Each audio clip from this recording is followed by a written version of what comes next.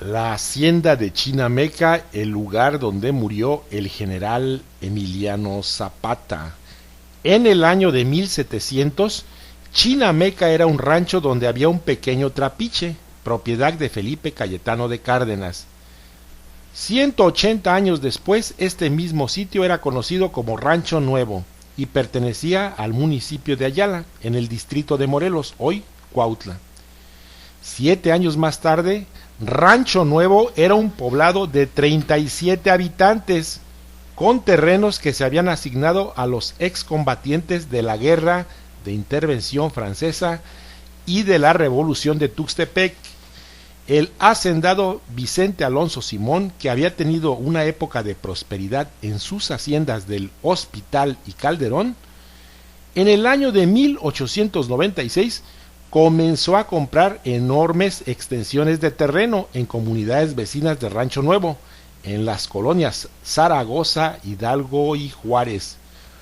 Los terrenos de lo que hoy es Chinameca fueron adquiridos por don Vicente Alonso en 1899 y fue esta la mayor de sus propiedades, situada en una amplia zona que abarcaba Zacapalco, El Limón, Santa Rita, Santa Cruz, La Mezquitera, La Era, Nespa, Cuastitlán, Pala, Los Hornos, Chimalacatlán, Ajuchitlán, Huautla, Rancho Viejo y San José de Vázquez. El hacendado, que en 1882 había publicado artículos sobre la siembra de la caña de azúcar y su industrialización, era un hombre intelectual y que además se había casado con Julia Pagaza, hermana de otro hacendado que tenía muchos terrenos y era dueño de la hacienda de Zacatepec. El mismo año en que adquirió sus propiedades en Chinameca, don Vicente ordenó la construcción de un enorme canal para irrigar sus tierras, obra que le llevó más de 5 años. La hacienda de Chinameca contaba entonces con los terrenos vecinos comprados 3 años antes, con más de 35,000 hectáreas de tierras quebradas, abundantes de cerros y barrancas, atravesada por el río Cuautla, y los magníficos llanos de Chinameca, Amatepec y el de Hornos. Inicialmente la idea fue levantar una hacienda de cría de ganado, pero de inmediato don Vicente se decidió por el cultivo de arroz, en vista de los buenos resultados que obtuvo. El edificio que hoy conocemos de la hacienda de Chinameca fue construido en 1906. El proyecto estuvo a cargo de León Salinas, quien venía de terminar las obras de un ramal del ferrocarril interoceánico México-Puebla. Lo primero que hizo fue la construcción de la casa habitación y de las bodegas, así como las bases para la instalación de la fábrica y la chimenea. Don León Salinas se llevó a Chinameca a un especialista en hornos y chimeneas, el fogonero Felipe Neri, oriundo de Cuernavaca. Don León aseguraba que la comisión de trasladar las rayas de los trabajadores se la dio el mismo Emiliano Zapata, quien las traía desde Cuautla y que a pesar de que nunca supo cómo lo hacía, jamás le faltó un solo centavo. Nunca supo qué caminos tomaba para su seguridad, pero el dinero siempre estuvo a tiempo. A finales de 1906, por el ramal del ferrocarril que iba desde Huichila hasta Chinameca, llegaron las más modernas maquinarias de la época para la producción de caña de azúcar, instaladas rápidamente. Ese año se hizo una zafra de tanteo. La primera zafra de Chinameca produjo casi media tonelada de miel y 1 tonelada de azúcar. Para esa época era ya la hacienda con mayor extensión de terreno en Morelos, con sus 64,500 hectáreas.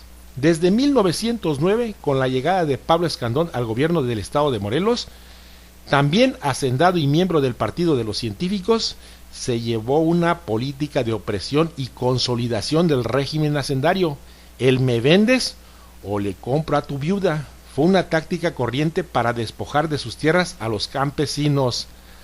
La gente de los pueblos se encontraba inerme, sus dirigentes y abogados se hallaban en la cárcel o estaban escondidos en los montes a causa de sus simpatías con Patricio Leiva, candidato que había contendido contra Escandón por el gobierno del estado.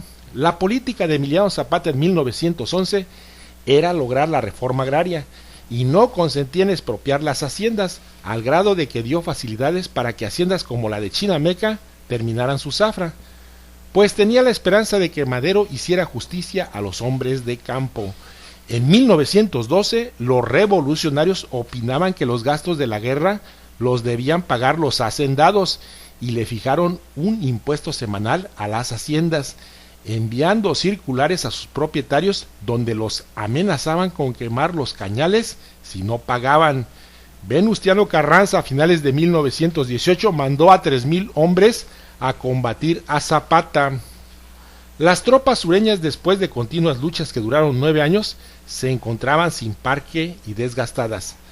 A principios de 1919, en la ciudad de Cuautla, Pablo González, jefe de las fuerzas carrancistas, mandó combatir a Emiliano Zapata, urdiendo el plan de capturarlo utilizando al capitán Jesús Guajardo, uno de los militares de la División de Oriente. Fingiendo que se afiliaba a las tropas de Zapata, Guajardo ofreció al general 20,000 cartuchos.